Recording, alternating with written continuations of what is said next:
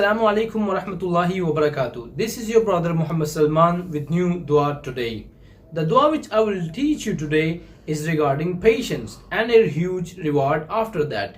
As a Muslim, if we face any kind of calamity, any kind of difficulty, at that time we have to be in patience and we should have tawakkul on Allah subhanahu wa ta'ala, because Allah loves those who are in patience.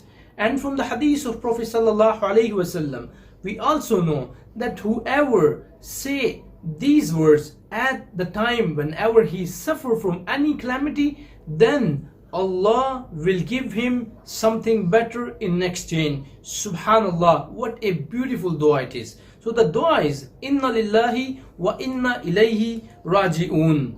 Allahumma ajirni fi musibati wa akhlif li khairan minha. Inna lillahi wa inna ilayhi raji'un. Allahumma ajirni fi musibati wa akhlif li khairan minha. We belong to Allah and to Him shall we return. O Allah, reward me for my affliction and give me something better than it in exchange for it.